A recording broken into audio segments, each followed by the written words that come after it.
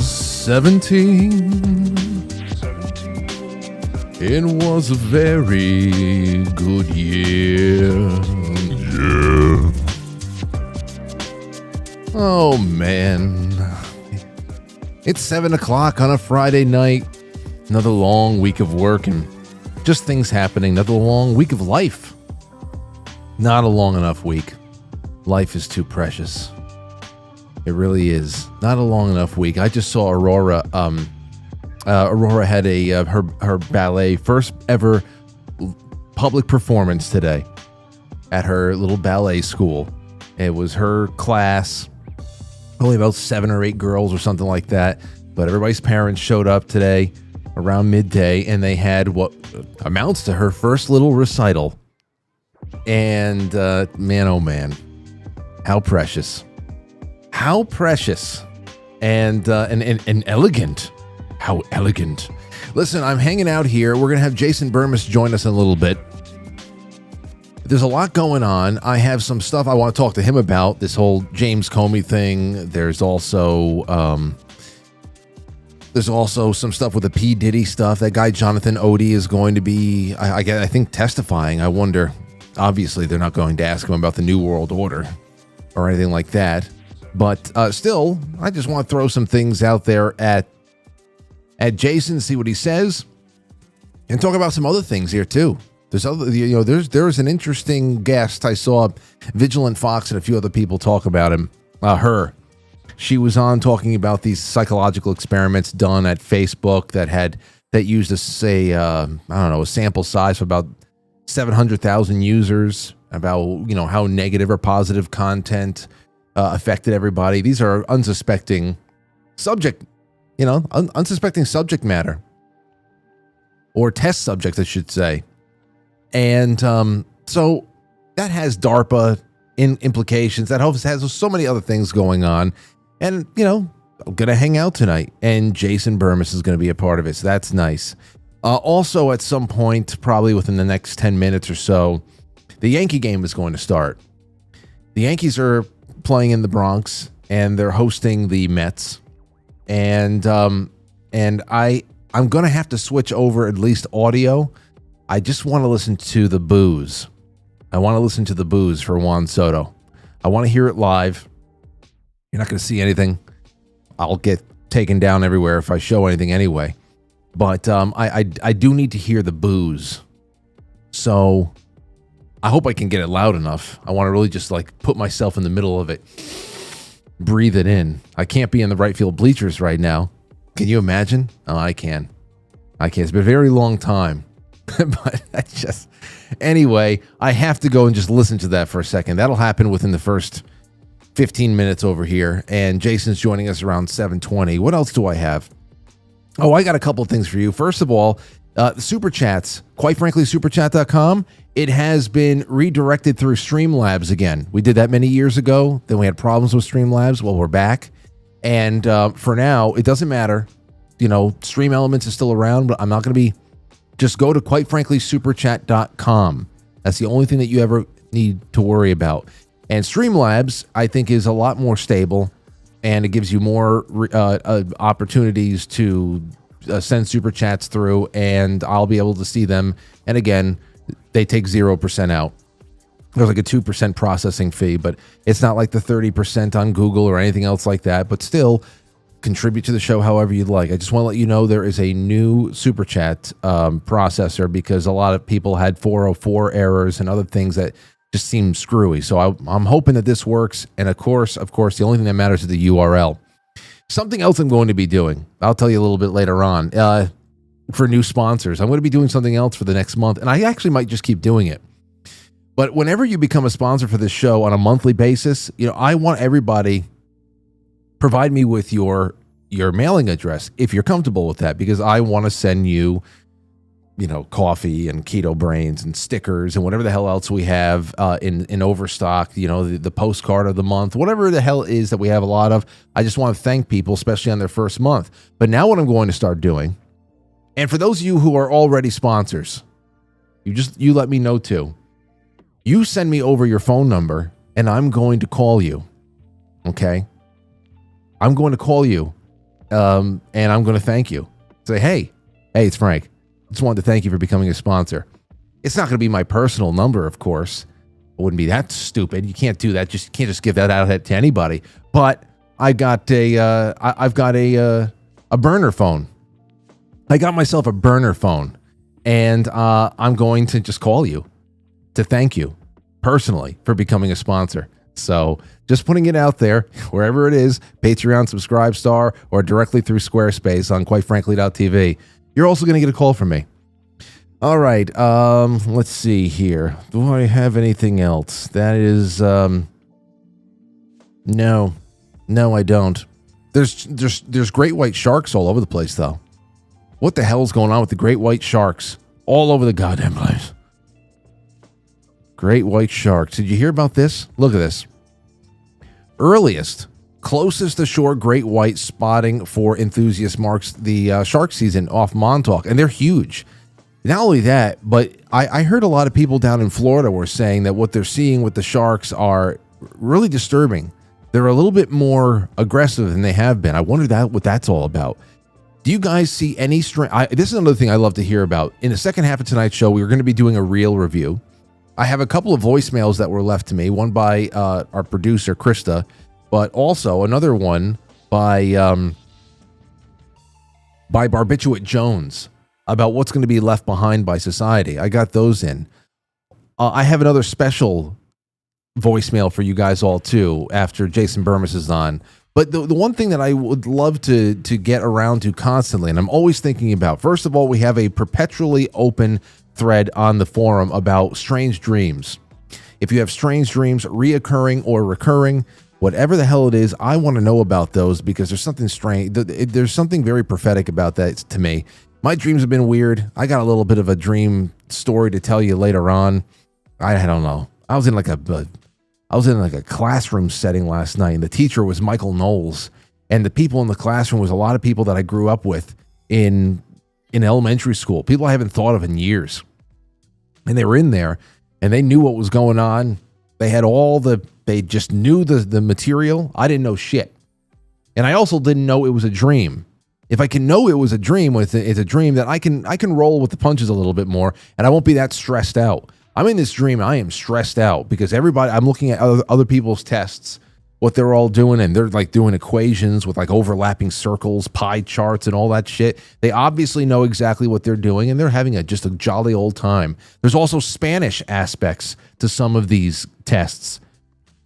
And I'm like, what the hell am I doing? I don't know what I'm doing.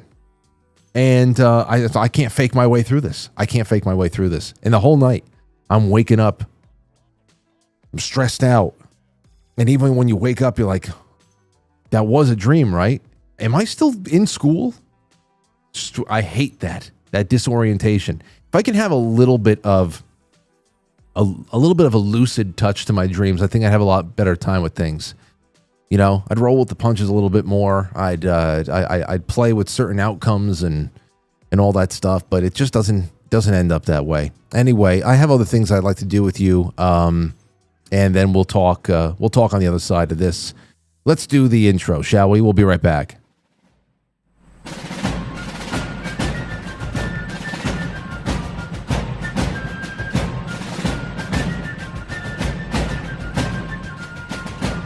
You let one ant stand up to us, then they all might stand up. Those puny little ants outnumber us 100 to 1. And if they ever figure that out, there goes our way of life. It's not about food. It's about keeping those ants in line. That's why we're going back. Does anybody else want to stay? Let's Yeah, how are you guys doing? All right. Finally, it's Friday. And boy, I get it. So what I was saying about the dreams, the other thing that I always like hearing from people about is, do you notice when animals are acting strange in your area? I'm always interested in that. Wherever the hell you are, whatever the hell the region is, whatever the hell's going on by you, I'm interested. I'm very interested in what you guys see and what the animals are acting like, because I just don't, I feel like there's so much intelligence there. There's so much intel about what's going on in the world around you. Tell me, what the hell is happening? Are there sharks showing up in places that they shouldn't be? Are there just, migrate? You remember when all the bees were just like falling all over the place and shit like that? Maybe they're still happening, but they are happening a lot more. They're being reported on. So if you have any strange activity to report, oh, wait, no. We have to listen in on this. Hold on. We have to listen in. It's not loud enough. Listen to the booze.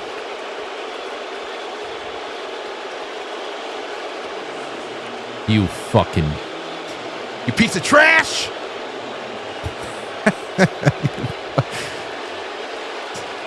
Yeah. I'm sorry. I had to hear it. Well, there's no way he was expecting flowers. Yeah. You know what? Maybe his middle name's Lou, because he was... Yeah. He wasn't expecting flowers, but he, who the hell knows? I just had to hear it, and that's that. So yeah, strange dreams and strange activity with animals. That's what I want to hear from you guys. At any time, that stuff is really intelligent stuff that we could pass around. Also, what do you think about the new Kanye song? Hey, listen, the Hitler song, the Heil Hitler song, I hate to say it, but it is so catchy. And it is half of Instagram. I saw these things. Where the hell is it? Yay, song glorifying Hitler gets millions of views on X. Maybe, perhaps. But compared to what I'm seeing on Instagram, ain't nothing. I haven't seen anything compared to what's on Instagram. The memes are fresh. They are fresh. And it's a catchy song. I don't know why. I was humming it before we went live. I might have sang it out loud for a couple seconds. I don't know all the lyrics. I've read them. Of course, we can't do that on this show. If it was you and I were sitting at a bar somewhere and we're having a drink, I said, "Did you see the new Kanye song about Heil Hitler?" And you said, "No." I said, "You want to read the lyrics?" I'd pick the lyrics up and we would read them together out loud and analyze. There's nothing to analyze. It's just, wow. Good God. And I don't know. I've had a lot. There's a lot of people freaking out for all the reasons you'd expect. But I don't know. It's kind of funny to me. I try to find time to laugh at as much as I can. And I wish I could play it tonight, actually. Because ultimately, in the center of it all, I think that it's just all very trollish. And there's other things that I find profound about the Kanye timeline, even though obviously that you're talking about a tainted well.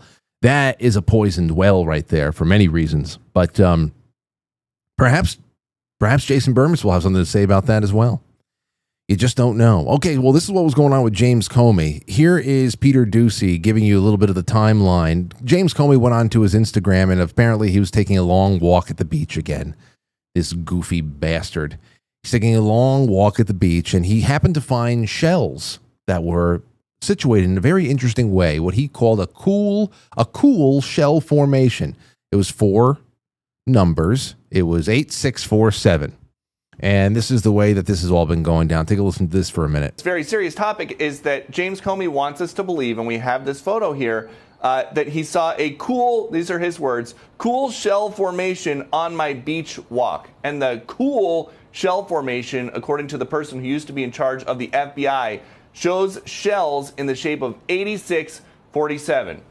86 is common restaurant lingo, of course, for denying service to somebody. But after about 30 seconds of Googling, you can see that a good chunk of people all around the world also associate 86 with meaning to kill somebody. An old mob saying, basically, you take somebody 8 miles outside of town and then you put them 6 feet in the ground. James Comey again, a guy who has prosecuted mobsters, apparently had no idea that this was a thing. He deleted the original post with the cool shell formation, and he writes, I posted a picture earlier of some shells I saw today on a beach walk, which I assumed were a political message. I didn't realize some folks associate those numbers with violence. It never occurred to me, but I oppose violence of any kind, and I took the post down.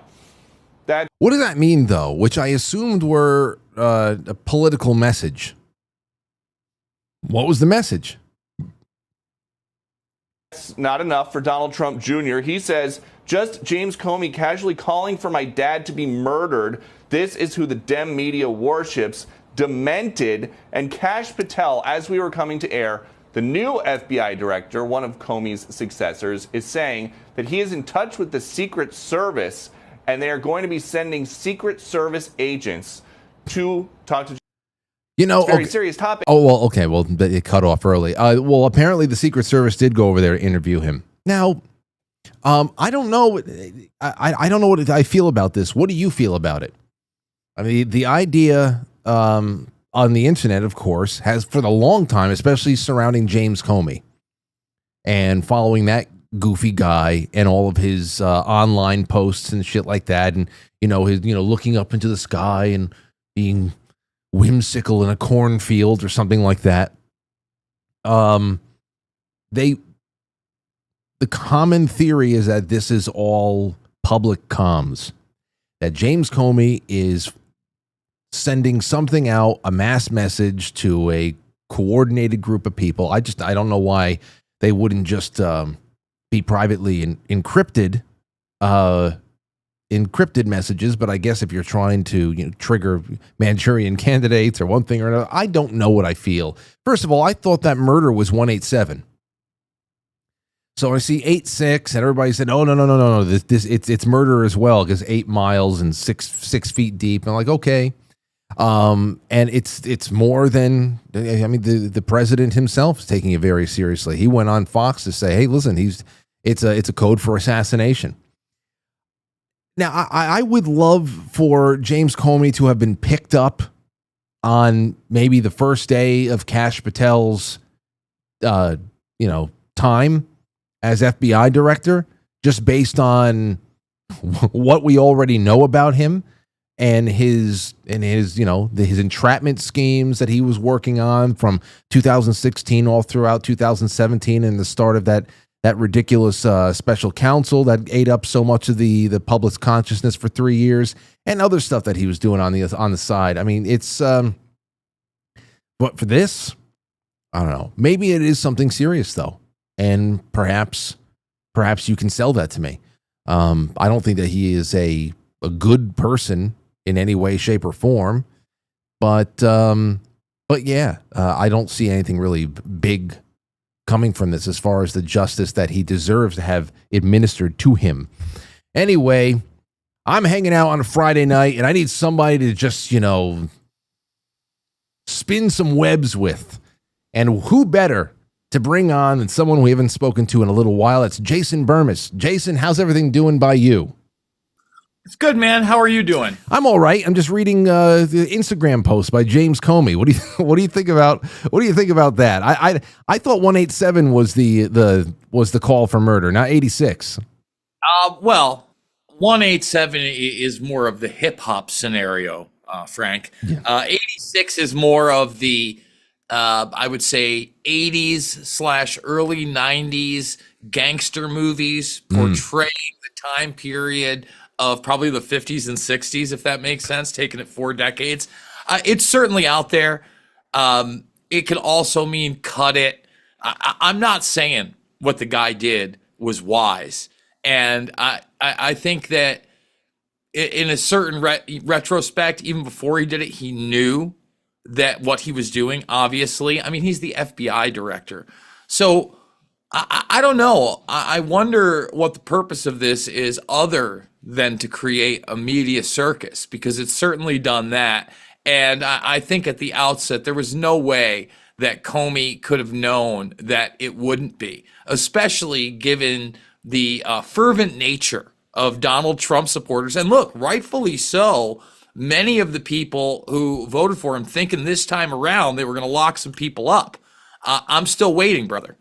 Hey, well, let me ask you this, because it's the real question I wanted to have. Because what you're saying is true, and what everybody else has already said to this point. You're an FBI director for a decade. This has been your entire career.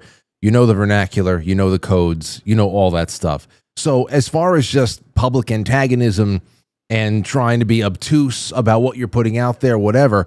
But as far as going a level or two deeper into those who say, and for a time there, I was even paying attention to it as well, because obviously there's a lot of surface level and subterranean coordination between groups who are trying to get things done here at home and abroad and around the world. What do you think about the idea of public comms and how people like James Comey use social media? Do they use social media for dual purpose? Are there signals for other people to go out there and, hey, start phase 3, start phase 3.2? Do you follow that train of thought? You think it's plausible? Well, let's go to the historical nature of what you're talking about. Okay, first and foremost, really what you're talking about is coded messages within public posts that then trigger an individual to do something consciously or subconsciously. Now, you can go back into early days of spycraft, and you would have a asset who would be waiting for some type of communication that could not be traced, and that communication would actually be in a news article. Now, sometimes it would be a phrase like you said, or it would be a cipher of an ad that was put out. They would be told to say, look in the classified sections, there would be this ad. And then for a very simple example, they would look at the first letter of the first word and each sentence. They'd take those letters, they'd list them out, and it would be another code or a code word, and then they would go with that directive, right? That's just a small example. Now, whether or not this is that, I would imagine that in this day and age, when you can get something across instantaneously, those things and types of things are still done, right, for those type of real encrypted communications. Now we've gotten, super lazy, and a lot of these people aren't trained in spycraft, so everybody thinks that using Signal is what, or some other type of software is what the military uses. They use exactly what I'm talking about right now.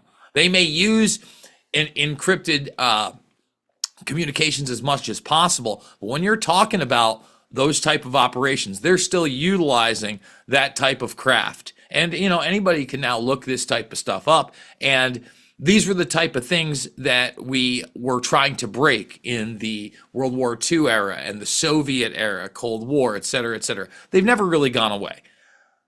That being said, I think that this is more of a, social media manipulation stunt. I know that you want to talk about this Facebook experiment later on, via DARPA, and they're kind of along the same lines, right?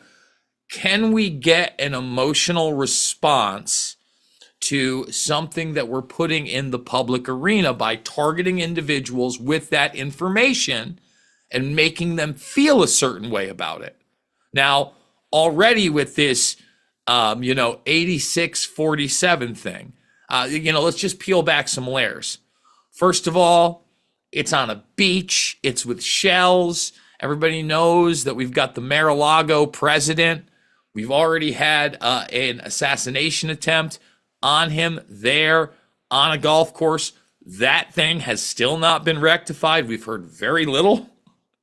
And what we have heard about that and that trial, which is crazy, is nuts, right?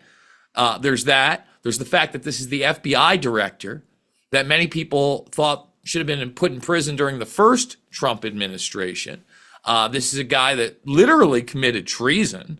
I mean, he was leaking information not only to the media, but now that we've seen a lot of the documentation, raw documentation from the Durham report, we know that Comey, Obama, Brennan, all of them knew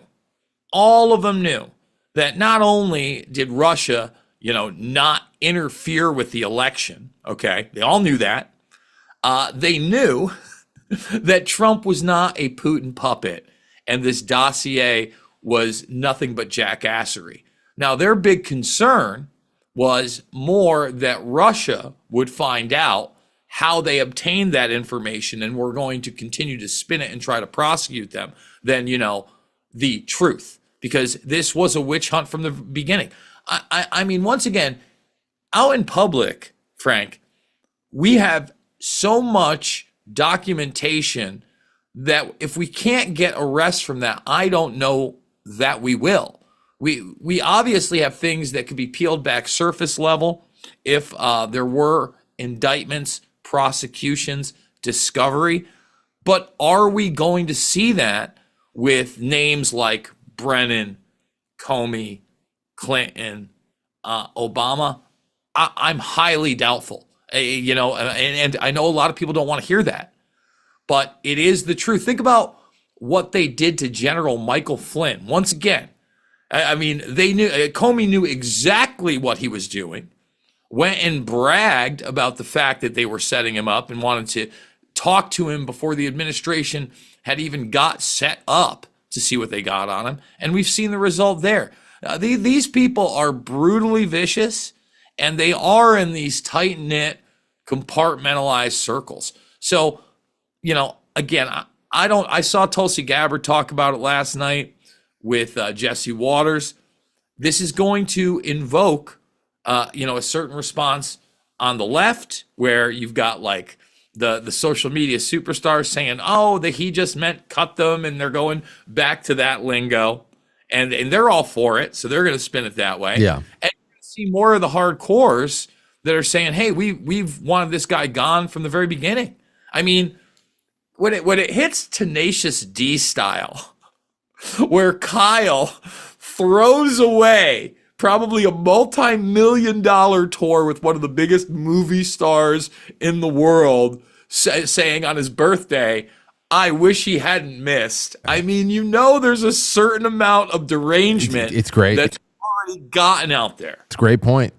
It's a great point. And to your point, like I was saying this before you even came on tonight, I said it, well, if he's out there and, there's a certain level of antagonism there. And of course there is just the high profile nature of somebody on social media, and anything that could be taken as a call to violence with somebody who's already had multiple attempts on his life. You got to take it seriously, but at the same time, this is not the reason why we wanted to see James Comey interviewed by the Secret Service or taken in by the FBI. And, if I have to imagine, unless they're giving him a preview right now, oh, and by the way, while you're here, you're going to be coming back. We don't know that. We can pray. But you know what? Since you opened up the door, let's go there and widen this out a little bit.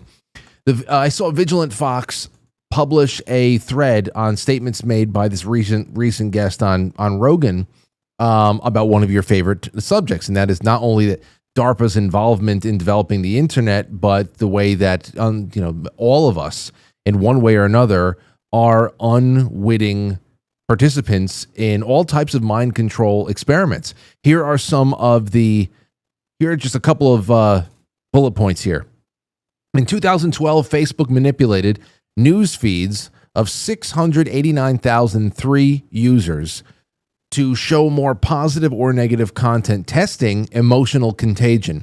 Users exposed to positive content posted more positively. Those seeing negative content posted more negatively, per the study. Well, we understand this. Nexium was doing this to their captives in the basement. The experiment lacked informed consent, of course, raising ethical concerns about manipulation without permission, and at least one user claimed harm, linking the experiment and the things that they were encountering every day on Facebook to a suicide attempt of theirs, highlighting potential risks. And here's the last one I have, and the rest was all centered around ethical debates of these experiments.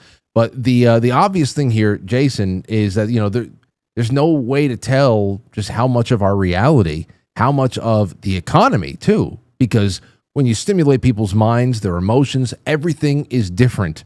The way that they spend money, the way that they don't spend money, where they're going, everything is a political act for some reason. You're not going to do things that you used to like. You're going to do other things that you never used to like because you're being motivated by the cause of the day. There is so much about our reality that is probably literally fake and gay because of Facebook and all this stuff. I mean, this 700,000 person sample is nothing. So, first and foremost, just like Facebook is a medium for that false reality right now, and they were able to use this small sample of individuals, these 700, in their feed, that's just a microcosm for what it's always been. So what do I mean by that? Well, you go back to Hearst Publications, right? And you give me the pictures, and I will give you the story. And this is to get us into World War I. We're talking about over a century. Spanish-American War, too, they got us into there. What's that? They helped, the yellow journalists helped launch Spanish-American War. Exactly. I said World War I. Exactly. It's even before that. So when you look at that relationship, that shows the print medium. They were able to utilize the medium of radio, television, still a large medium, and really, in succinctness with the smartphone in that it's a screen, right? So really what they're showing you is the manipulation of people by information distributed by different arenas. Now, there's a few things I want to talk about here. First and foremost, you mentioned that user that said that they were suicidal at the time of the experiment. There's no way to quote unquote backtrack that information and prove that that user was part of the experiment. And one of the ways they get around that is, of course, terms of service, right? And we all just click. Let's be honest with ourselves. If you're going to use the product, it's not like you get to negotiate it, even if you wanted to, right, Frank? Yeah. Either you click yes or you don't use the product. Now, it reminded me of the human centipede episode of South Park. You remember that one? Yes. It's a classic. For those that don't know, it's as relevant today than ever, because what you're really doing on top of this is you're also absorbing all this source material, right? And Facebook is obviously doing that. But I don't know if you caught the story earlier in the week that Apple's about to pay out $100 million, maybe more, because in a very, very, very succinct and legalese manner, they are saying that Siri may have been listening to your conversations without your consent. So here's how it works, Frank.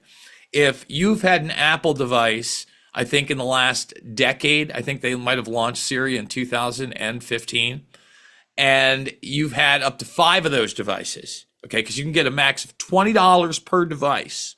You fill out a little thing, and it can be for your family, and then they have no other legal obligation to the fact. It works out to about 80 cents a day. Maybe to spy on you, or 80 cents a month. I'm sorry, 80 cents a month to spy on you and your family. I mean, it sounds ridiculous, right? Well, yeah, it is. And you know what? I understand that people always say, listen, it's on standby. It's waiting for a trigger word. It's waiting for but I mean, I know it's waiting for me to say, Siri. I know it's going to wake up right now. There it goes. But you gotta be kidding me here. Well, here's the deal. They also said that they've done nothing on purpose. They've admitted to no criminal wrongdoing. Nobody's going to go to jail for this. And really, they've run ACR, which is auto content recognition software, with Apple, Google. All the devices are doing it. But you got to understand, they're also doing it when you're not saying, hey, Siri. Or you don't have an Apple device like myself, but my nieces do, and we're in the same room. Think about all that information that they've absorbed for artificial intelligence, for the type of social norm pushes that you were talking about, information manipulation, narrative reinforcement. And like I said, for each individual at the max, you're going to get 80 cents a month for that. It's literally like the commercials, Frank, back in the day in the 80s when you could sponsor a child. for like 80. They tell you for the price of a cup of coffee a month. Listen, it's not even the price of a cup of coffee a month for these people. It's like every 3 months, maybe you can get a discount coffee at your gas station for what we're willing to pay you. And people aren't outraged at all. They've just kind of accepted that we're tracked, traced, and database and spied on all the time if the magic box is here. That's why we get the cool advertisements every time we do a little scrolly. And that's why the feed is so great. I get the best damn cat videos in the world, Frank, and it's worth it. Oh, I get it's crazy what's going on. You know what's crazy? I was twice now in the last 2 months. I've had guests on who had, they have businesses and all that stuff. One was a regenerative farmer. I forget who the other one was. And I'll talk to them on the show, and then I'll go home.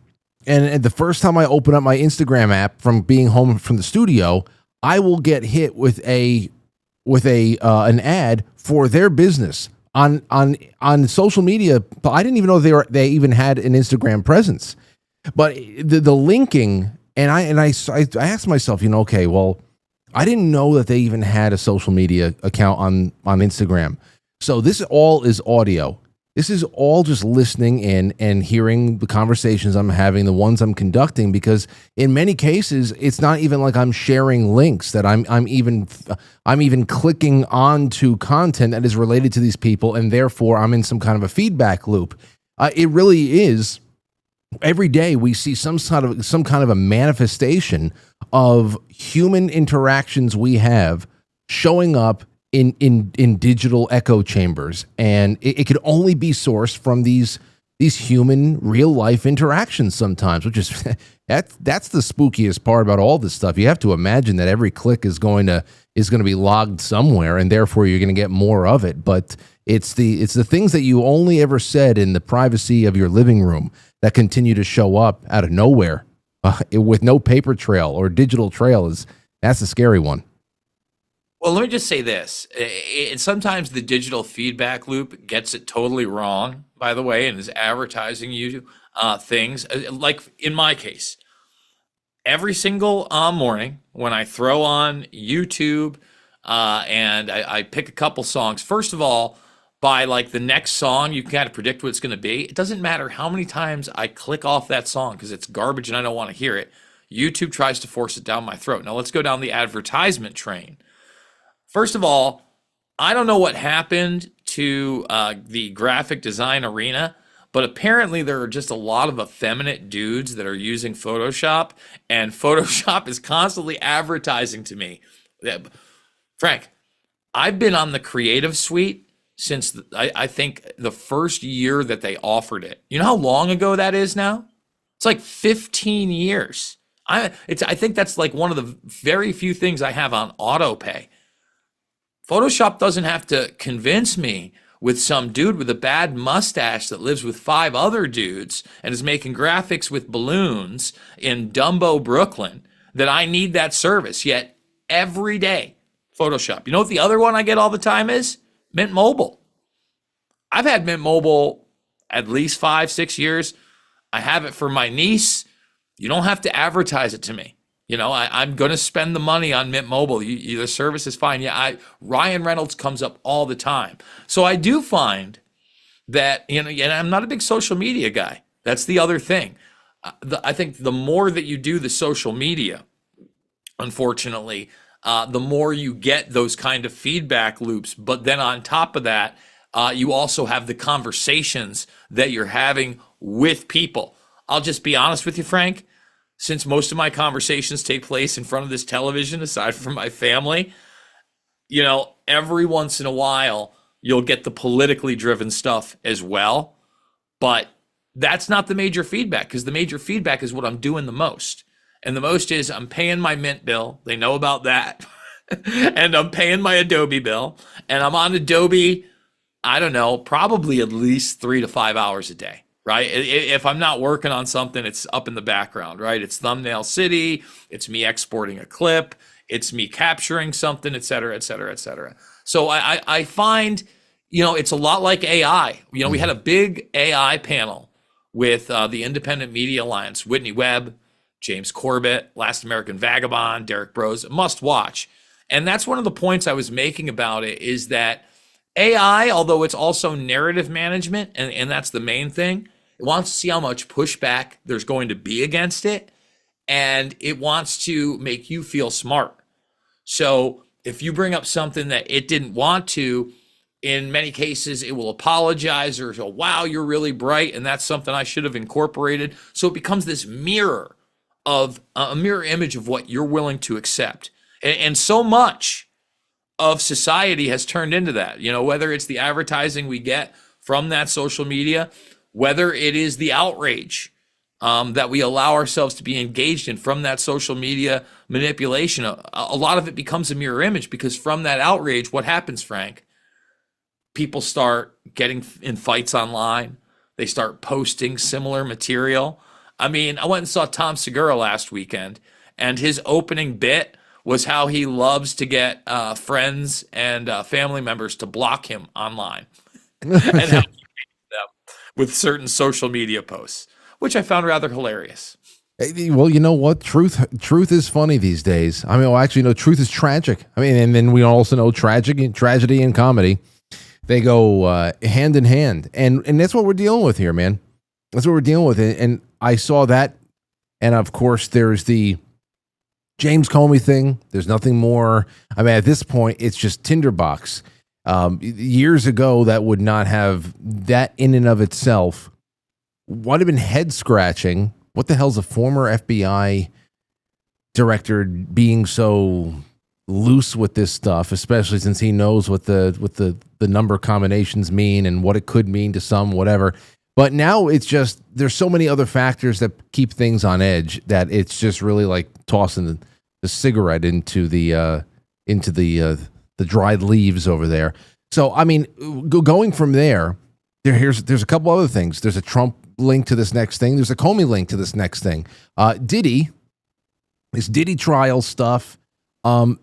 This week, I haven't really been following up on much, but when I saw this headline, when everybody in my Discord was talking about it, that the Trump golf club shooter, Jonathan Odie, popped up. Apparently, he was brought in to testify.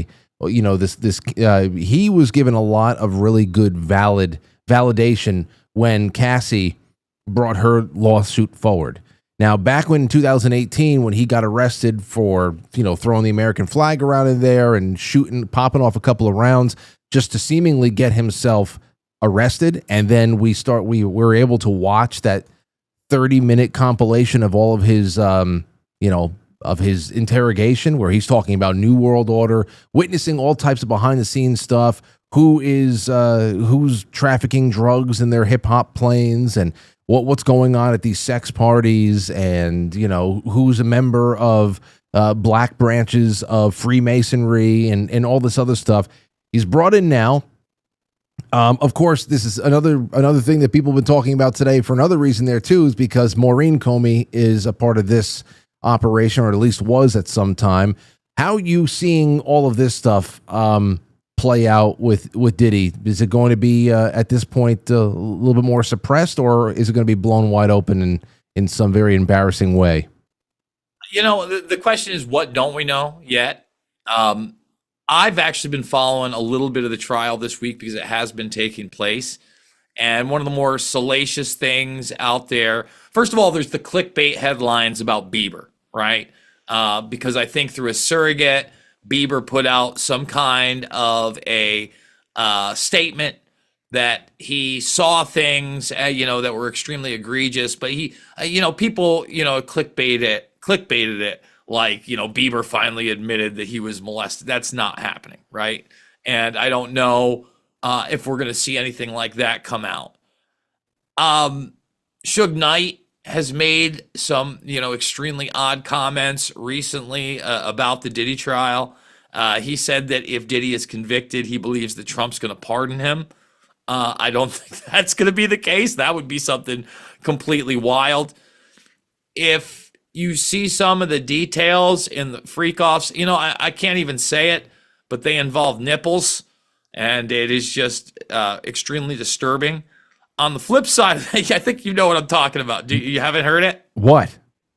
What? I mean, obviously, a freak off. I'd have to imagine somebody showing some nipple. But what are we talking about here? Are we talking about like electrodes or like what? I think this puts electrodes to shame. In fact, What happened? What happened? so allegedly, what's her name? Ventura, Cassie Ventura. Cassie Ventura.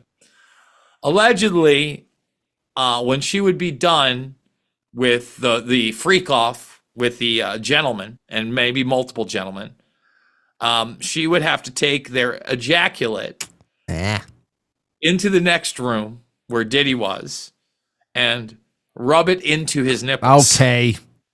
Damn it, you're right. It was worse. I'm my sorry. gosh. Those are the type of things that are obviously going to stand out in my head and anybody's head when they bring them up. You see, here's what we're going to be with the shit that we're wallowing in at this point, Jason, because we're people who are following this. There are those who just love. They really are. Hey, this is a public thing. We grew up with there's a celebrity element to it, but it's scandal, it's salacious, and of course it's criminal, it's true crime, it's happening right now. So there are going to be people who just want to know everything because it's from a rubbernecking standpoint, it's always going to attract a crowd. But then there's other people who see this as what could be, again, another entry point into that seedy underworld of powerful people who are connected in ways that allow them to operate on these levels for so long. You feel like it's not possible to do without some real protection, that you're not carrying water for somebody. And the more we wait, the more we realize usually, we're not going that deep. And we're just sitting here and we're getting stories about nipples, and we're waiting for the string of the New World Order to get pulled until there's no sweater left again, and all we're getting again is stories about nipples.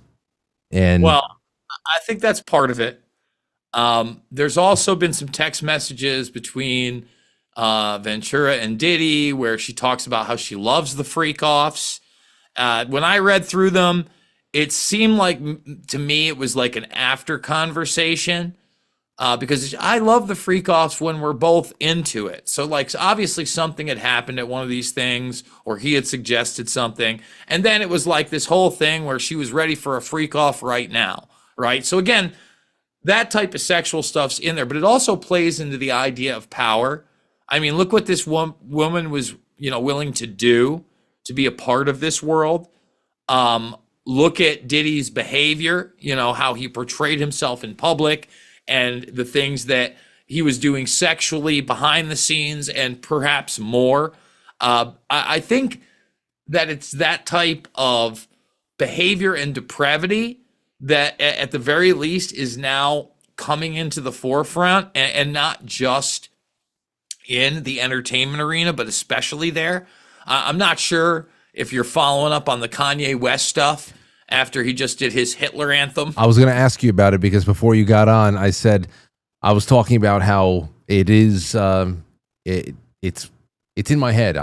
I will be singing the chorus walking out the door tonight. Unfortunately, I can't get it out.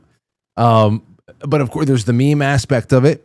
There is where it's being banned. There is noticing where it's flourishing. Obviously, every aspect of the media has their own take on it.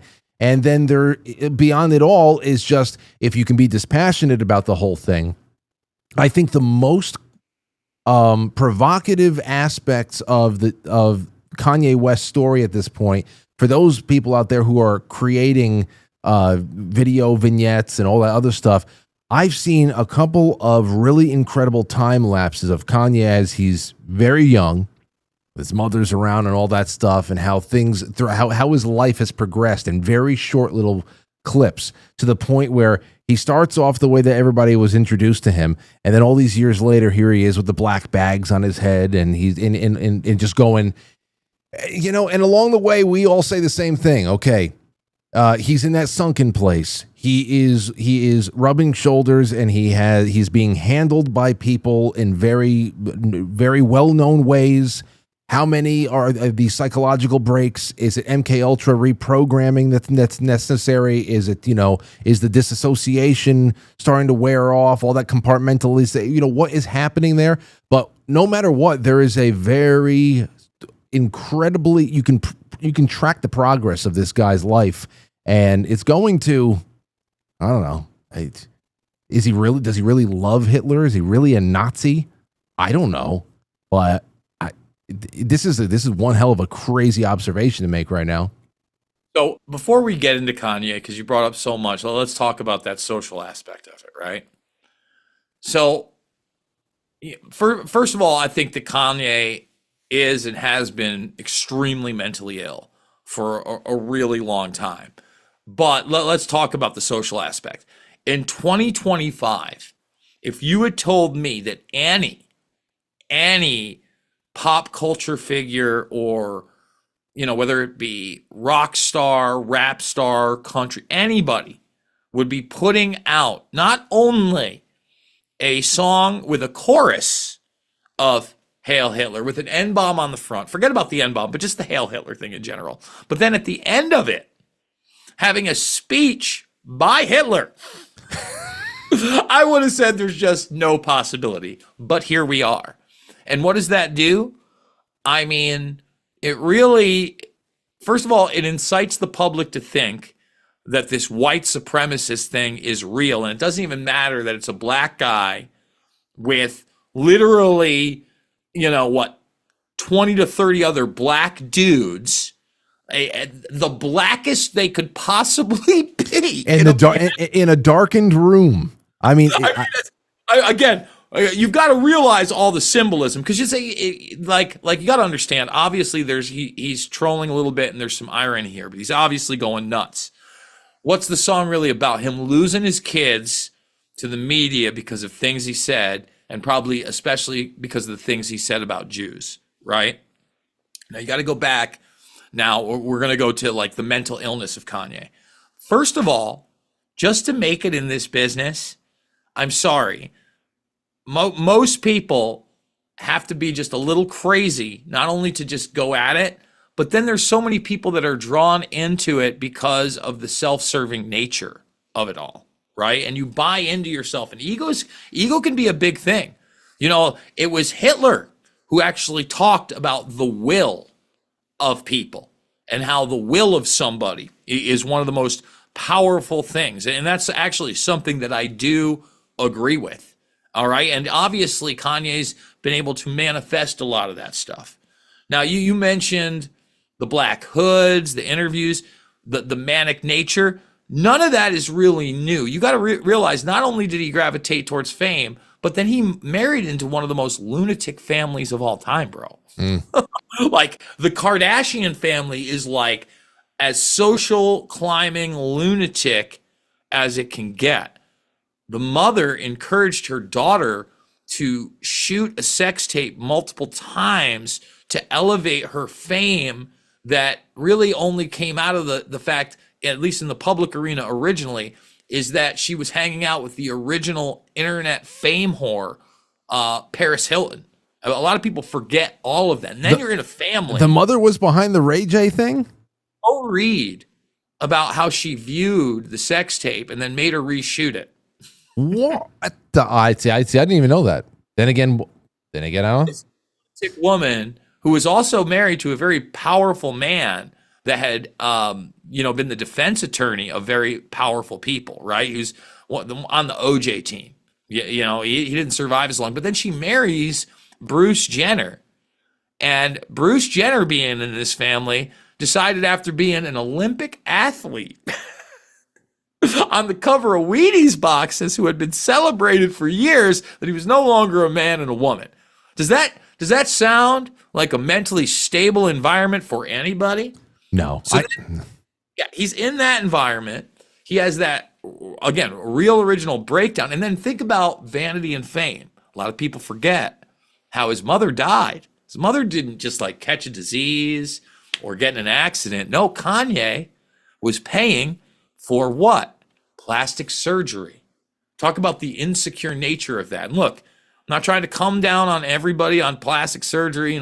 Obviously, teeth and thing like that. I'm going to keep the schnoz. I'm probably not going to get any Botox or any facelifts or anything like that. And I think that can become a disease. Well, she died in plastic surgery, bro.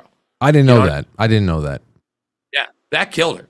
So I'm sure that has a whole thing. Now, let's get to Kanye now. First of all, in one of those videos, out of nowhere, he says, I'm gay. Now, I'm not sure whether that's his coming out party. He's in the black hood. But again, the geniuses at South Park in the fish sticks episode. The fish sticks episode. Wow. Yeah. Where they lampoon not only Kanye West, but Carlos Mencia in a funny fashion. It's always been alluded to. You had that one transsexual posting that I forget what the name was, that they had just been in Kanye's neck of the woods, et cetera, et cetera. You had what's Amber? What's the MAGA Amber name? I forget what her name is now. I don't know. She's the one that has the tattoo on the head, literally campaigned for Trump and was at the RNC speaking. She was posting how Kanye's mad that she ain't playing. Amber Rose, right? Amber Rose. The one that shaves her head? Yes. Yeah, I remember that.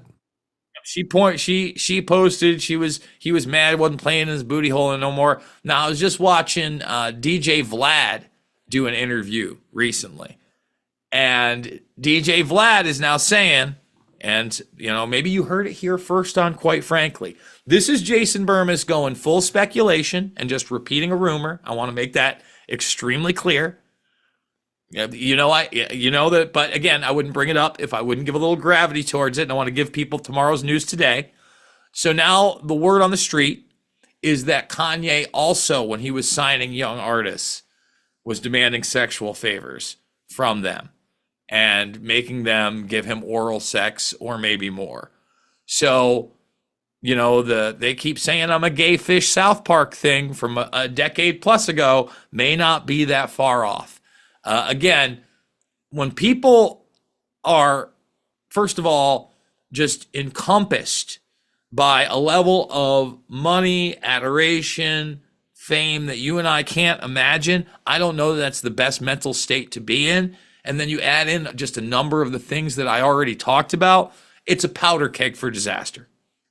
Well, it's the other aspect of even like Harvey Weinstein is that you can talk about his, the fact that he's very chummy with the Clintons doesn't seem to have helped him out in the end too much. But it doesn't mean that these people at the height of their power, they weren't throwing a lot of influence around. But when you think of what held it all together, we say, well, the world, at least on a certain level, is held together by blackmail. But then there's another thing there too, where it's just, there's just unwritten rules and there's just the way that things are. And, the politics plays out in a lot of different ways. When you talk about the music industry and film, I mean, perhaps it really is just, a lot of, it's just personal perversions and people are just, losing it. And you just know that this is, if you really want to make it, I don't know why, maybe it's just the glitz, maybe it's the glamour, it's the access, it's just wanting to be, if you're a performer at heart, you want to be performing at the biggest level possible. But it just, it's sad to see that outside of there being some kind of a global power structure that feeds into these lower industries, it's just sad to see that there is, I don't know, it's just what people there crave. And I don't know, I think that just takes a life of its own too, because why wouldn't somebody say something about them? Well, because everybody else is doing it too. It's not because there's a guard at the door and everything's being taped. Perhaps that's it. Everybody has their own tapes. They have things that are covering their own asses, whatever. Everybody's just, it's like the old Mexican standoff there. But at the same time, it just seems like everybody's at the freak off, and that's just it. I want to say this. I would assume back in the day it was leave your cell phones at the door. That security wanted everybody, et cetera, especially in those arenas. I think that in some places you definitely have the blackmail. not just in politics. But you had that individual. What was he? He was a young congressman. I forget what his name was. But he was in a wheelchair. Madison Cawthorn. Yeah, and he said he was at one of these parties and he left. Ashton Kutcher. Go check out the video of him being asked about some of the Diddy parties where he's smiling and laughing. He's like, I can't tell you. I mean, this is a guy that, is involved in, trying to combat human trafficking and child sexual trafficking with the government. And he's sitting here laughing it up about Diddy parties. He's far from the only one. The irony, I was just watching Lonely Island videos the other day. For those that don't know what the Lonely Island is, they're usually those SNL shorts, but they actually have a couple of banger albums. They might even have a third album out. But one of the albums, they have a song with Diddy, and it's all about mind control.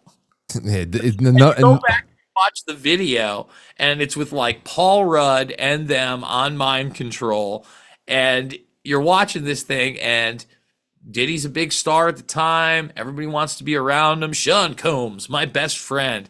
Now nobody wants to be around him. You mentioned Weinstein and his power. Weinstein's appeal trial is going on right now. It looks like he's getting out. Really? So, yes. Wait, for everything, or because I know that there's always new charges being brought up. You think he's going to be free? Yep. I think he's getting out. Everybody. I heard that he's like on the verge of death. Wow, that's what they said on the way in. That was all legalese. Get in a wheelchair, Harvey. Get the walker for Harvey. They do it all the time. That's the type of thing. Actually, Kardashian there would coach his clients to do. He's going to be fine. I don't know that he's ever going to make movies again. And actually, he had to sell off a bunch of his properties.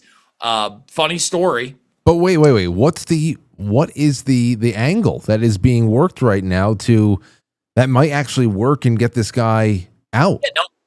I hate to tell you, bro, it's almost over. But what's the argument? That these women had relationships with him after the fact, and they made that inadmissible in court. I believe that's the argument, and that because that those things were inadmissible, it was a mistrial. Wow. Yeah, he's gonna get off. Listen, don't be shocked if Ghislaine Maxwell keeps her damn mouth shut for another 3 or 4 years, and she quietly gets out as well. Dude, I'm telling you, I with her in particular, I think that everything that was given to her was just something to put on the public record. I believe that there is, I think she is marginally in prison, and I think she's been giving a lot of, I don't know, I just don't believe any of that shit, just because the people who are in that courtroom and what's going on here. Like, it was either you or somebody else had made the point that I think is just so good about the Diddy stuff, or even whether or not they were going to get any. It was Epstein stuff with Pam Bondi. Maybe about a week and a half ago, we started getting some Epstein stuff there again too, where she said that we have people at the FBI who are watching all these tapes right now, and I said out of frustration, like, listen, I don't care about knowing what his personal body count was. We want to know who's there, what's going on, known associates, all that other shit. And the other thing there too is that, are we to believe that we're going to the FBI is looking through all this stuff? It's probably stuff they helped make in some way. And I don't know if that department did, but let's specifically say what she said. She said tens of thousands of videos, right? And what have I said forever? That they had videos, they had the burned discs, they had the folders of the burned discs, they had the hard drives. If you read through, again, the documentation that's already been out there, a lot of that was not just Jeffrey Epstein. Don't get me wrong, when he got him into the massage room, but when it was like more than that, sometimes it would be Ghislaine Maxwell. Sometimes it would be group sex. A lot of these girls talked about group sex with others. All right. So right now, Of course, she wasn't going to name specific names. I still really don't know if we're going to be able to get any type of prosecutions or convictions for any of these individuals. And I think that a lot of these individuals aren't even necessarily American citizens. We are talking about people from European nations, maybe even Middle Eastern nations, dual citizens, obviously Israeli entities. A lot of people don't think that because Epstein was working with Mossad, that he wouldn't be blackmailing other Israelis. Au contraire, my friend. There are inner struggles as well. Just like, there are certain sects of U.S. intelligence that want to blackmail and compromise other sects of that. So, again, I'm not holding my breath. We're going to see what happens. I think they have a multitude of things to go after. But once they look through all of that information, are they going to be able to construct any type of actual criminal charges against any of these people, even lower level people? Because let's be honest, Frank, even the lower level people, the names might not be as familiar in the public arena, are going to lead to those big names that we've probably already discussed tonight. That's it. Well, Jason, I can't thank you enough for hanging out with me on a Friday night. Let everybody know where you're going to be live next and how to follow your work. Yeah, just check me out at Jason Bermas everywhere. It's BERMAS. And let me say this, Frank, you are one of the few shows that I go on and I actually get a pretty good bump and turnout. For instance, they just featured me on, after like almost 2 years, on the Andrew Callahan, that Channel 5. All I got was people to come and make comments in my videos they didn't watch to tell me how much they hate me. Oh, good. What's that? Oh, that's great. Yeah, that's well, I get stuff like that all the time. Yeah, it's the stuff that I love. But, I also go on, a ton of other stuff. The IMA panels are great, but I get, again, a huge bump from the Quite Frankly crowd. So quite frankly, I can't thank you enough, sir. Well, I thank you for hanging out with us, and I hope we get to chill sometime this year. I'll talk to you later. Hey, we're having a little gathering over here in September. Maybe you can swing by. We'll talk about it. End of May, I got that wedding in Rome, New York on the 31st. Of what? So, of which month? This month. I'll be down in New York in a couple weeks. I'm not sure when the wedding, I think it's a Saturday or Sunday wedding. Maybe you want to take like an upstate New York trip. Maybe we'll get beers in Oneonta or something. Oh, we'll talk. Oh, absolutely. Well, dude, thanks a lot for everything. It's good to see you again, and we'll put another day on the calendar soon. Sounds good. All right, later. There he goes, Jason Bermas, having a good time. It's 8:08. All right, so here, ladies and gents, what we're going to do is I am going to go on a really quick break. When we come back, I'm going to look at your calls, at your super chats, and then I am going to, we're going to do some review, a real review. I have some voicemails over here. I have a voicemail from Matt. I'm going to be playing you. You can't go anywhere until you hear that. So we'll be back in a flash. Don't go anywhere.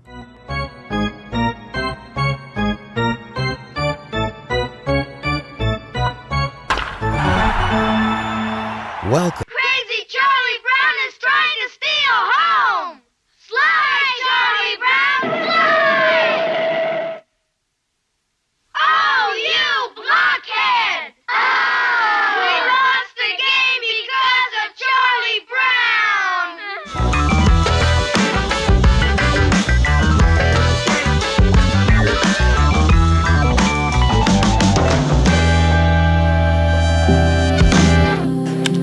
And he drives one to right field and deep. Going back, Caballero on the track, at the wall. See ya!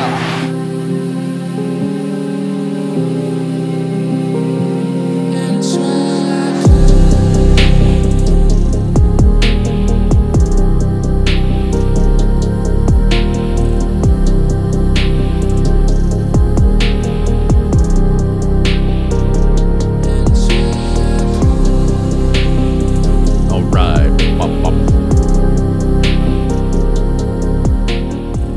Let's see now. Let us see. Where the hell you at? All right, into the super chats. Over on Rumble. Let's go to the Rumble rant. Let's see. Hey, would you blow me? Says, we need a law. Any elected official who, after taking their oath of office, submits, co-sponsors, or attempts to pass an unconstitutional law shall be executed within 24 hours for the crime of treason. Well, you know, man. Well, yeah, that'd be nice. Any elected official who, after taking their oath of office, submits, co-sponsors, or attempts to pass an unconstitutional law. Well, but I mean, that's just like most. We would have been, we would have had to execute. We would have had to execute George Washington. I mean, we started seeing deviations from originalism within the first administration, my friends.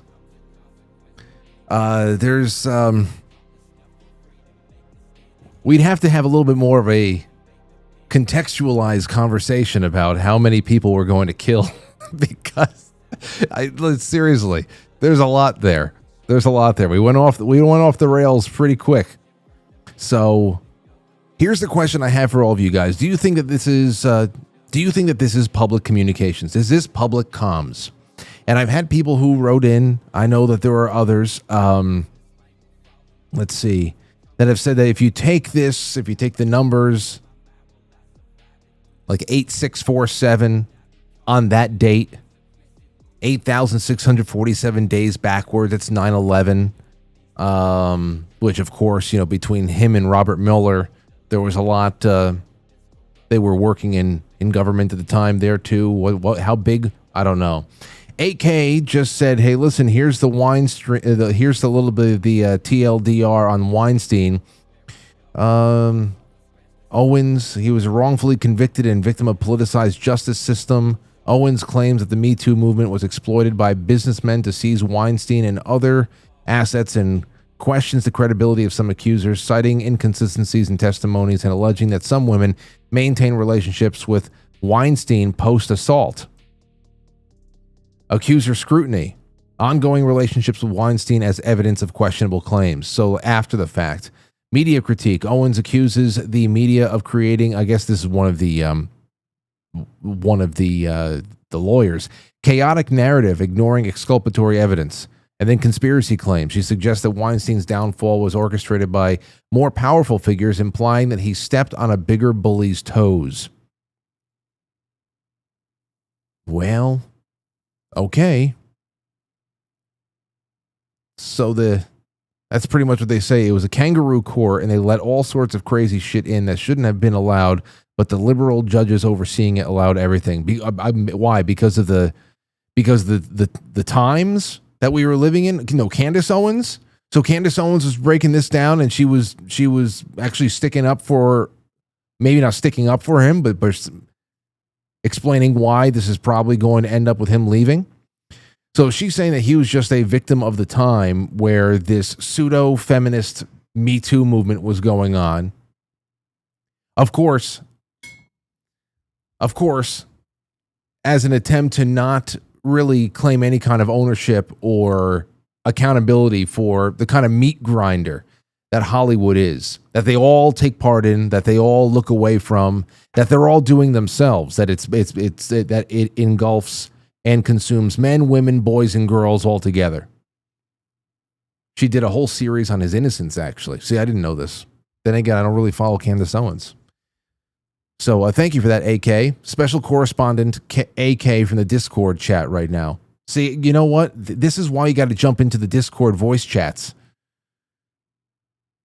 This is why you got to get into the voice chats, especially for you sleuths that hang out on the Discord in the middle of all this. That is a good place to just jump on and put a voice behind all the work. So, but thank you for that. All right, so call in, and we'll do our real review in about 15 minutes. Do you think that this is all public comms and to such a drastic degree? You can do that. Here's another thing that you can talk about. Last night when we had Michael Collins on the show, had a lot of great viewership last night. Lots of new people watched the show. Jimmy Corsetti retweeted it out today, said very glowing things about the production. That was wonderful. So I'm glad that happened. But one of the questions last night we had from Michael Collins about architecture, not architecture, archaeology, and what's going on there. We said in about 10,000, I said 100,000 years, but let's make it a little bit more digestible. Let's give it a chance for more materials to survive. 10,000 years from now, what do you think would be the strangest thing recovered, the most interesting thing recovered from our time? Okay? Things that we would leave behind before future discovery. We had people say silicone breast implants. I saw the whole porcelain toilets, Mount Rushmore. Those were good ones. Here's another contribution from producer of the show, Krista. Take a listen to this. Oh, whoops, hold on. Let me give it a reload. Hey, it's Krista, the producer. My answer would be Red Rocks Amphitheater. I think outdoor music venues are really important to our culture right now. And if humans exist a couple thousand years from now, they might be interested and fascinated in people who were actually still going out and not just sitting on their phones and playing video games and going on the internet, but really taking in culture. It does still exist. Okay. Well, Red Rock is, what is that? Isn't that Colorado, or I know it's on the way. It's west of the Rockies. No, that's an interesting one. Especially it's carved if it's carved right out like a real amphitheater, carved right out of the earth. You know, those are some of the longer lasting sites in ancient Roman ruins and all that. Lots of amphitheaters. The Greeks. Here's another one. This is from Barbiturate Jones about last night. Let's see what he has to say. Give it a reload. Hey Frank, Barbiturate Jones here, calling in regards to what would survive a catastrophe. I got three things: Twinkies, Mylar balloons, and dildos. Get dressed, you're going. Get dressed, you're going. Twinkies, Mylar balloons, and dildos. Well, we know that the plenty of ancient dildos have survived. Plenty of ancient dildos have survived. Many a dildo. It's just one of those things. Okay, so thank you, Barbiturate Jones. The Twinkies would. I know the McDonald's hamburger would. How many people are taking up? I feel like over the last 5 years, I've seen people dig up like 20 time capsules that have quarter pounders from the 1980s in there that still look exactly the same as the day that they were purchased, that they were cooked up. All right, now I have this. I have proof of life from Matt. I'll play it to you in just a second. Let's take a call. 615, you're on the air. Go ahead. Hey, how's it going, Frank? It's going Great well. Great show tonight, man. Thank you. Welcome aboard. Yeah. So the whole Comey thing, I feel like he knows what's going on. We all know he knows what's going on, and they're just trolling each other at this point. I think he's just in a space where it's almost like the way we talk about Kanye and all these people at this certain level, we're kind of the working class people that are observing everything. And we kind of, even though, I don't know, I feel like we clutch our pearls too much looking at all this stuff, like even the Epstein stuff, the Diddy stuff, Bieber. Like, we know these people go to the crossroads. We know they sell their soul. Like, I've seen it. I've lived in LA for a long time. I've been around all these things. I've seen some horrible shit. One of the first parties I went to in the hills, they had porn on in one of the theaters in there. There was a guy walking around with a Steadicam camera the whole night, filming everybody. There were plates of drugs being passed around. And I was there as a new producer that was potentially trying to work for a record label that was a startup. And this was the party I was invited to. And because I'm not a dumbass, I walked away from it all. I was like, I would never work with any of these people. They're all psychopaths. And I think that there's just so many psychos that we look at and we study, and we're just seeing the horrors that are their normal lives. So like Epstein, like, O'Keefe just put out his bedroom, and honestly, I don't know if you saw the video. I saw some stuff. I saw still images. People were talking about it in the Discord, but I didn't look at too much. What do you can you explain a little bit for people who don't know? It's boring. Like, you look at the bedroom, you're like, this is the guy we've all been talking about for how many years? That's his bedroom? It sucks. It's boring. Was it just it doesn't make any sense to me, but clearly these people are just living their lives, doing the things they're doing, but we just end up studying them like I think there's operations obviously going on, but I think this is their normal life. Think about like drug cartels and all these shows that we watch with drug lords and the kingpins and stuff. This is their normal life. I'm glad you bring this up, because this is not to dismiss about what kind of an industry and how indispensable blackmail and human suffering really is as a transactional piece of the puzzle. We talk about it all the time. Every from finders to it doesn't matter. We talk about it all the time, but there's thicker layers of culture and just reality that everybody has to start taking a little bit more account of. And that is that, these people just live very messy, addictive lives. And you know what? So do we. We don't have the access. We're not getting, invited to parties and premieres and all this other shit. And perhaps, many of us wouldn't go to those things. But when we were younger, maybe we would have. We would have said, oh, wow, we saw some crazy shit back in the day. Did we take part? No, but we were in the corner of the room and we saw something happen. We don't have the access and we don't have the invites. But if you look at all the other things that can tell us what's going on and what's driving society, we're terribly addicted to porn. We're terribly addicted to substances. We're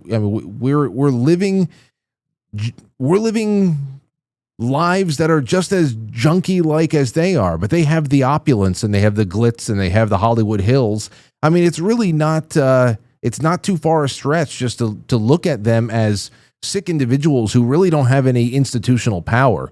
And this is just where pop culture has taken all of us. Yeah, I mean, it was shocking because, when I went to this house, it's a mansion in the hills. This guy is young. These people in this house, these are all young kids. I was not old. I was in my 30s. I'm in my 40s now. And it was this older gentleman screaming at people, telling them what to do. He had these two chicks on each side of himself. He was wasted with a bottle of Jack between his legs. And it was this weird fake reality that I don't understand how people get sucked into that world, but I know everybody that he had around them were young, dumb, they were desperate, they were people that wanted some sort of opportunity, and that was the demographic of people that were scattered throughout this house. It was really disturbing, and I thought it was the most pathetic thing I've ever seen in my life, honestly, and I was embarrassed to be there, but because I'm a fucking podcaster myself, and I like just observing things, I stayed as long as I could before someone killed me, or I don't know. I just was like, okay, until it feels dangerous for me, which it felt dangerous for me when the Crips and the Bloods, both of those people showed up at this party. And then this dude who was running the show, he was this older Asian guy, starts yelling at these two young kids because they were about to start a massive fight in the living room. And he basically just pussy whipped them into submission. It was so bizarre to watch, and that's when I left. I was like, "This is crazy shit." Yeah, what you're describing right there is lower level chaos. No doubt that there is and thank you for the call, friend. It's good to hear from you. There's no doubt that there's a hierarchy to all things in life, but there's a lot of lower rung. There's a lot of lower level nonsense, and that is just chaos. So call in if you got anything else. Were you invited to some parties? I had a couple of friends tell us about some things. Going to try out, for one band or another and shit like that. You hear a lot of very interesting things because there's the one level where, hey, the alcohol's out, the music's playing, there's porn on television, and everybody, you get as crazy as you like. And then there's another level to it where it is literally like seance. There's a seance going on in every room. Say, is it just a masquerade? Is it whatever the hell it is? When you hear those stories, you're like, shit, okay. And then, like we were talking about the other night, who was on the air? Always ask the question, how much of it is performative? How much of it is just, it's Halloween, we don't believe in anything really. Let's just put on some costumes and just get weird. And how many people are actually trying to commune? And how many sell their soul? Many people have sold their soul. That's something. That would freak me out. But I would definitely interview somebody who has sold their soul. I want to know about it. I've seen it. I've seen the interviews out there, but I've got a lot of follow-up questions. There's a lot of soul selling, and it's not figurative. That's the kind of stuff I want to hear about. Anyway, I have this. I have proof of life. Now, I sat down with Matt for the first time in a long time. I said, dude, listen, we got to, I just needed something to tell just the rest of our friends, whatever. We have to, what's happening, everything all right. We got to get together. So he came by and we sat down together for about an hour or so. And, it's all personal and private and whatever. So there's work aspects, there's all personal stuff. But, just like for 7 months with really what was going on.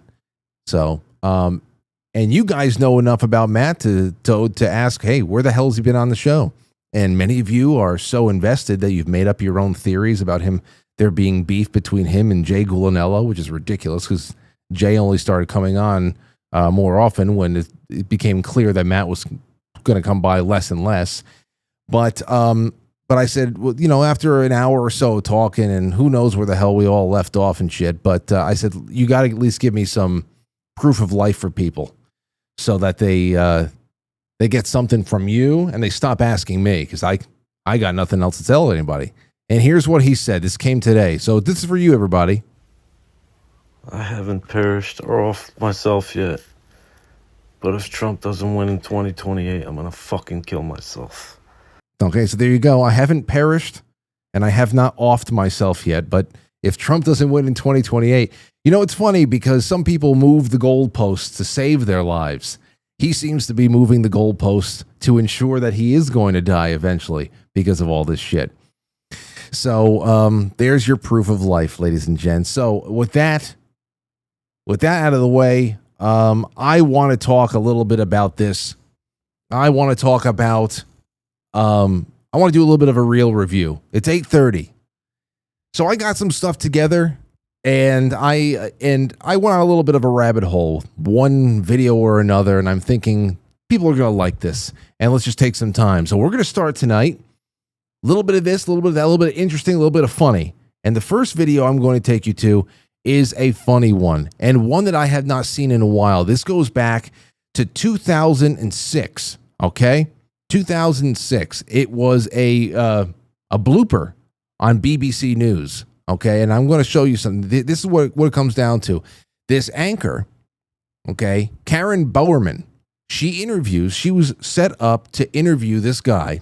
His name was Guy Cuny about Apple Core versus Apple Computer legal dispute. This is back in 2006. And by accident, they bring in this guy. His name is Guy Goma, who is a Congolese French business studies graduate who came in from the Republic of the Congo and wanted to interview at BBC for a job as a data cleanser.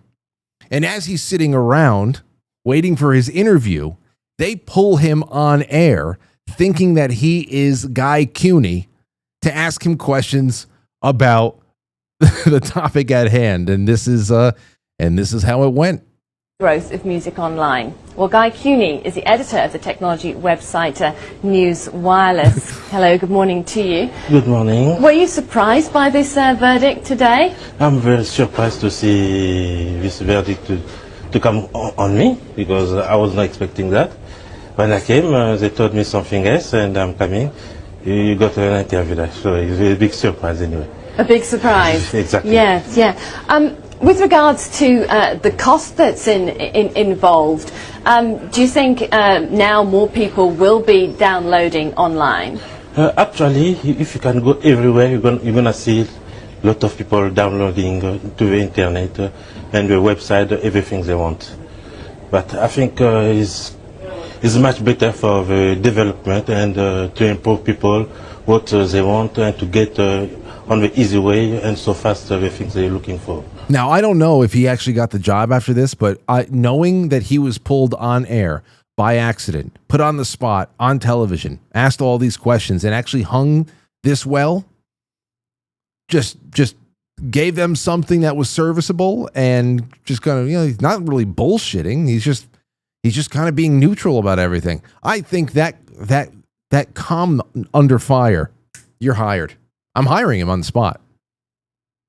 And I'm firing the person who put him on air. This does really seem to be the way the music industry is progressing now, that people want to go onto the website and download music. Exactly. You can go everywhere on the cyber cafe and you can check. You can go easy. It's going to be very easy way for everyone to get something to the internet. Thank you, thanks very much. Thank you so much. Okay, our next clip, this one is a little bit recent. Now, a bystander, a German Shepherd was viciously attacking a small little dog and had this dog in its clenches. And this bystander shows up. There's a few people. It's a lot of chaos. It's pandemonium. This little dog's in the jaws of a German Shepherd. No one can do anything to make the Shepherd let go. And this guy shows up, and he tries to stop it by putting his finger in the dog's butt. Take a look at this.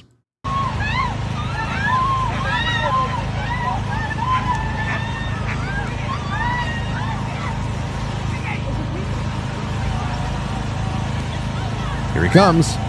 Ding, ding, ding.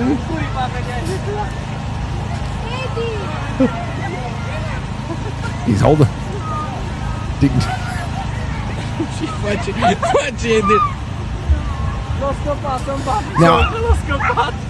Now I gotta say, I have to say,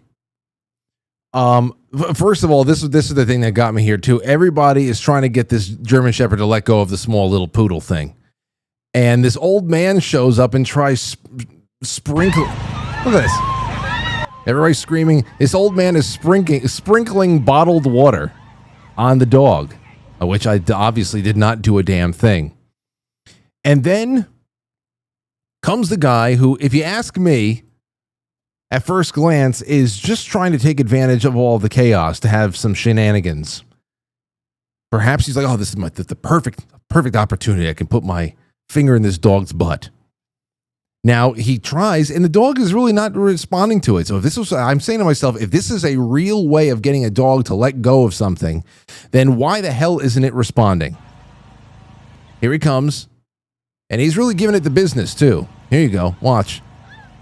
Ding, ding, ding, ding, ding. Yeah, yeah. And the dog's like, no, I just want to keep killing this little dog.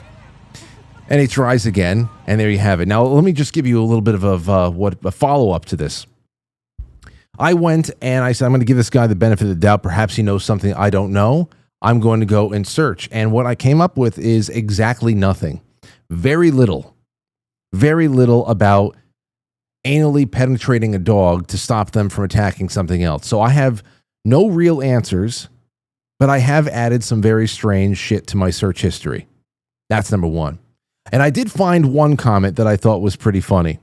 Listen to this. This is the kind of comments I was finding. Outside of there being no official data, this is what I was finding. Quote, I know it sounds ridiculous, but this is actually what you do.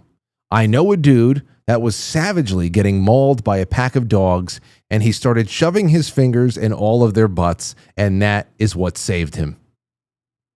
End quote. So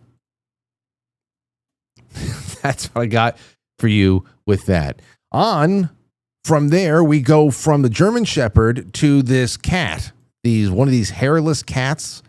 Gosh, I don't know why people do these with these cats. Anyway, the weird thing about this cat is that it's got a thing for deep throating its own tail. Look at this. Look at this.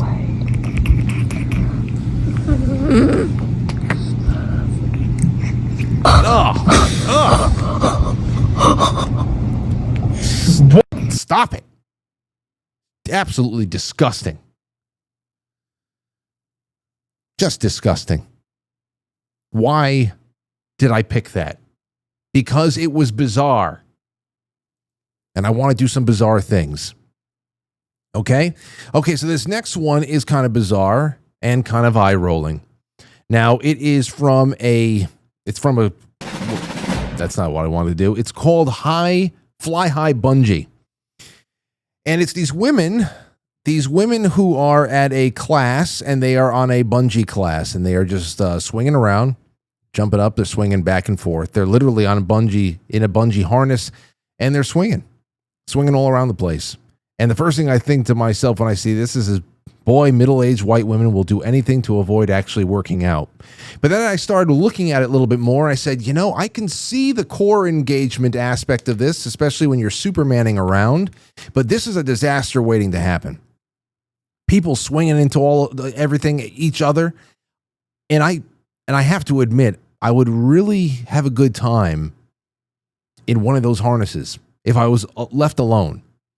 If I can just not be in a class setting and I can just jump around and swing around and have a good time, I think that would be fun. But I don't know if you guys ever seen anything like this. If you've been a part of a bungee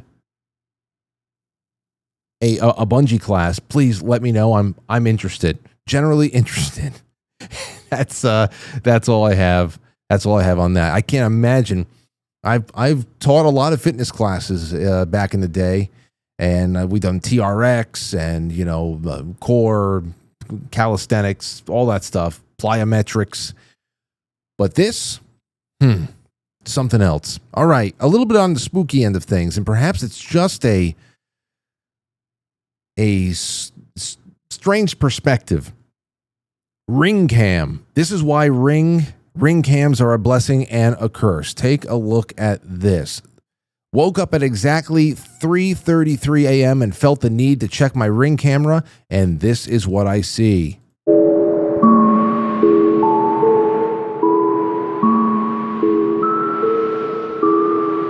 Now, I don't know what the hell that was. Watch this from the left to the right. Obviously, taking a look at this, you say, well, okay, it's blotting out the light. So it's solid, whatever it is. But if it's solid, how is it walking through the fence?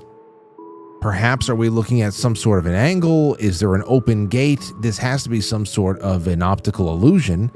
But it's one of those strange ones, especially when you get them late at night and you say, "Oh, what do you think?" And the first thing I thought about were those VHS home videos from Gettysburg back in the day. That was something else. The Gettysburg videos of the ghosts in the bushes. We'll have to talk about that probably sometime around July 1st when we were coming up on the Gettysburg anniversary. Here's another strange one, though. You want to talk about, especially after last night. I think it's good after last night. About the world, the way it was, the way it is, that perhaps we've lost track of the reasons why. Now, perhaps you can give me a reason why all of these trees that are in this video, this guy is standing in front of a waterfall and he's having a revelation. He's having a moment of just what is going on? What the hell am I seeing right now? And he's watching a waterfall asking, where the hell is the water coming from? Now, there's something I can offer up to this, but we'll see what else we have in store. Explain to me how a fucking waterfall works. Where does this fucking water come from? It's just unlimited water, comes down forever, and then you might say, oh, it comes from like a lake or an ocean. What, there's an ocean on top of the fucking mountain? Where the fuck does this water keep coming from? Oh, is it snow melting? What are you talking about? What are you actually talking about? It just comes unlimited forever? It's just unlimited water comes down? Where the fuck does it come from? And if it comes from an ocean or a lake, does it just climb up, defy gravity? And you might say, Arya, are you on fucking drugs right now? No, I'm not. I'm just curious because I don't think anybody actually knows where the water comes from. Now, let me just say, this is one of those things where somebody will bring it up. Something you take for granted. Ah, waterfall, very nice. Oh, yes, it's the winter snow, it's the rush of snow. And then you realize that if you had to explain it to a child, you couldn't really say. It's harder to explain. Now, first thing I go to is primary water source. I mean, lava comes from the inner earth. So does primary water. Is that what? Because and that's for. I asked myself, is that cliff that is not downstream from any sort of an ocean or a giant lake or whatever? What the hell is feeding it? That's what I'm asking. But then again, you have to be on the top of it. You can, but primary water's got to be a part of it. But then they go to this compilation of all of these trees that are just spewing water. And I know that there are some situations where trees actually collect water, and it's but it might also be where they're planted if it's been flooded and all that. But here is what they're saying: are these waterfalls really coming down from places that used to be ancient giant trees? And that a lot of the mountains and things around us that we see are really just, again, ruins of a very long forgotten time in our existence on this earth. Giants, perhaps, but take a look. That we can give some clarity to this guy, because he's watching right now. Write in or call in a little bit, because we're going to be done with that. Now, I don't know. This next thing has to be fake. This next thing has to be fake. An anaconda. Let's see here. Anaconda. Oh, hold on. Wait. There is one comment here I did have aside for the other thing with the water and the waterfalls. I lived among redwoods for a year and a half, and then I got a house up in the Sierra Nevada mountains in Sonora, California. I've been telling all my friends the mountains are giant redwood stumps. So the video is insinuating that waterfalls are from ancient trees that have become petrified into what looks like mountains. But you tell me. You tell me. A lot of you out there know your trees better than I do. All right, so is it possible that a colossal anaconda was seen swimming through the Amazon? You tell me. Look at that. That's something else. Look at that. It can't be. You're right. It's probably AI. It's probably not real. But I'll tell you what is real. I'll tell you what looks very real. The original footage of this is the authentic footage of a river Vance that they found. And this one I thought is fantastic. Over the river. Looks harmless. It looks harmless. It's all right. Just don't get too close. Don't get too close. He doesn't know his own strength. But I don't know. Yeah, I saw a real picture of J.D. Vance the other day. Because I don't see a picture of him every day. You can't avoid pictures of Donald Trump. And I saw a picture of J.D. Vance the other day, and it didn't do anything for me. I was like, I don't prefer this J.D. Almost as if he had a choice. And that's just like the real pictures of him don't look real anymore. These are the more real J.D. Vances. Here's another one. This right here is, we're going from the Amazon to the Ganges. All right. And I don't know what's going on here. There's a gondola over here. They call it the Titanic Indian version. Very sad ending. Or I guess the Indian version of the Titanic. There are about 12. This is a very slim canoe, gondola, whatever you want to call it, there looks to be almost a dozen people on this thing, and they all have motorcycles. So on this canoe are about a dozen people and their motorcycles. And what was holding it, what was propelling this thing is so little. Take a look at this. Take a look at this. Watch this. Actually, the music is going to get you, so we'll just play the whole thing.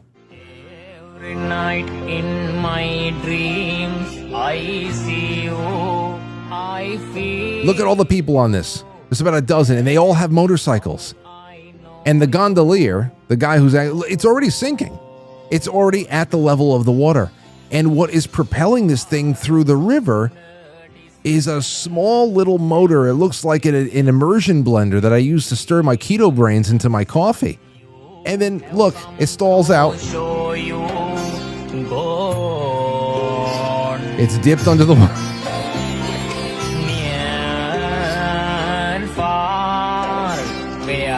There it goes. There it goes. That's it.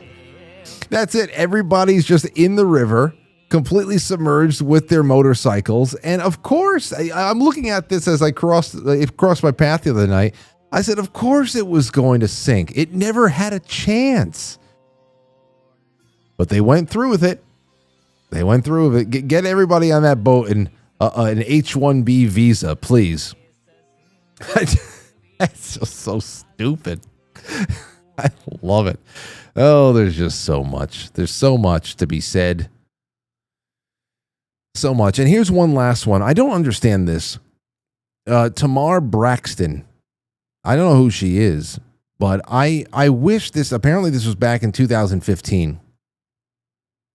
From an episode of The Real. Tamar Braxton talking about being bullied and called a Muppet by somebody. And I wish, I would watch daytime television if I had some kind of a crystal ball and I could be told, hey, turn this show on right here at this time and you're going to see some shit. Tamar Braxton, look at this. Apparently she was bullied. She was called a Muppet. Person started saying I look like a Muppet.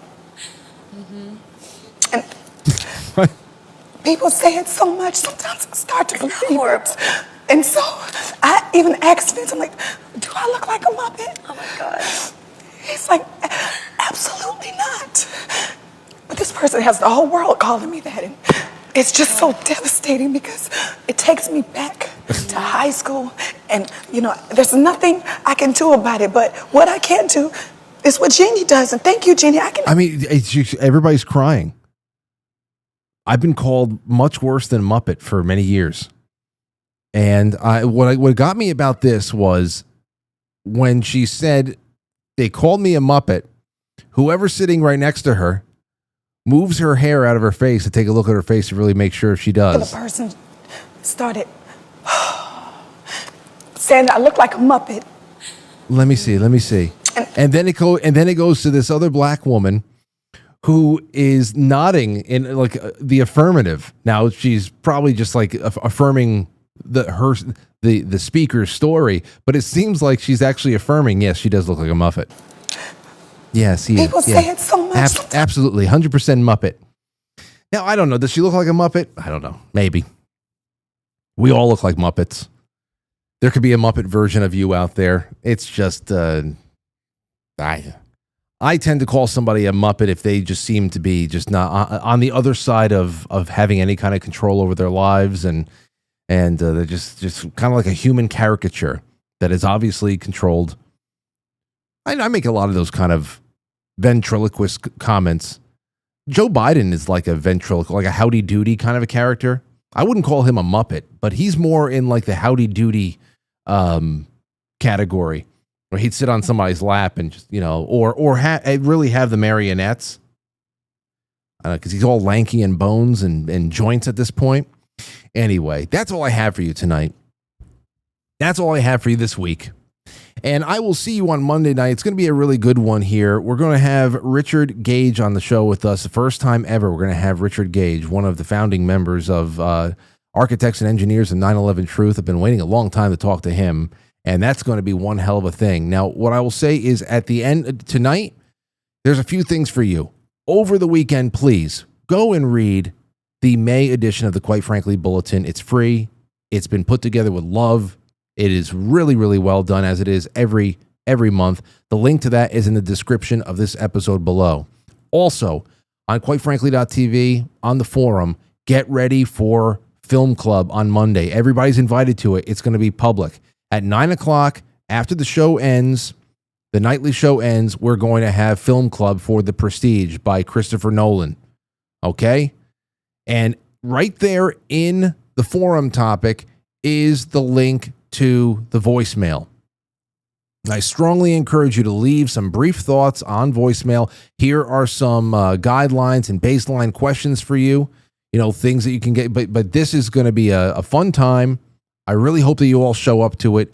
And I would love to take phone calls and read voicemails and whatever the hell else, and talk about a movie that has a lot of depth and that I have referenced on this show a lot over the years. Reference a lot of movies, but this is one of those. This is one of those I keep coming back to. Tesla, David Bowie. What else do you want? Dueling magicians, illusionists. So thank you guys, one and all, for tonight. Thank you to Jason Bermas for being the Friday night guest. Let me just go make sure we have we got everybody taken care of in the super chats. Max Meeks says Redemption in Florida and Discomforts of Nonconformity, a book tailored for an alternative audience. Hello Kitty says, hi Frank, tomorrow 5/17/25 Dwayne and I are celebrating 22 years of marriage. Wow, congratulations to both of you. You guys are fantastic. You really are. Over on Rumble, we're going to take a moment to say hello to Jay Semo, who says, I bet if he stuck his finger up the owner's butt, it would have saved the pup. Yeah, maybe. Because it didn't stop the German Shepherd. So that's why I think it's funny, because more and more, every time I watch it, it looks like just a random guy showed up at a chaotic moment and said, fuck it, I'm going for it. It's like finally, my time has come. This was my moment. Okay, over on quitefrankly.tv, the gold pills. Let's see what people are saying over there. Witchy Poo, thank you. Rival 696 says, that's why I carry a stick of dynamite at the beach. No shark bites for my ass. Safety Net says, here's a sugar-free, low-fat snack with vitamin C and protein. One love, Lynn. Cave Toad says, found some sauce for the 8647 being that many days from 9/11. Also, some Comey's involvement in that happening. Just a coincidence, I'm sure. Well, anything that lines up numerically is always interesting. I love synchronicity like that, and numerical synchronicity is something that always just begs deeper, universal questions. But public comms, maybe we'll take some more calls on that some of the time. Dragonfly says, Waze app, so good in a car, just waiting for the lawsuit of the conversations they recorded and how to use the target ads and whatnot. Yeah, well, God forbid all the things it's heard me say. Paulie9363, thank you. Cave Toad again says, my ringtone is still Matt's laugh. Let's see here. L.A. Martinez says, love both of your work. Well, you guys have been great. I hope you enjoyed this week. We're going to have one day with each other tomorrow and next week in an official sense. On Monday, we'll have the 7 o'clock show, the 9 o'clock film club. When I'm away, I'll be uploading. I'll be dropping in. I'll be saying hello, especially if you are a monthly sponsor. I'll be dropping things into Subscribestar and Patreon and maybe a little bit into the Discord or something there. So keep in touch, and we will see you on the flip side. And thank you guys for everything else. Take care. Have a good night. I'll catch you on the flip side. Just a little bit of a reminder, a word to the wise, if you will. Do not worry about the worries from yesterday. Leave it in the past. Move forward with confidence, because there are so many new things to be experienced today. new joy to be had. So move forward, be strong, and have a great rest of your day.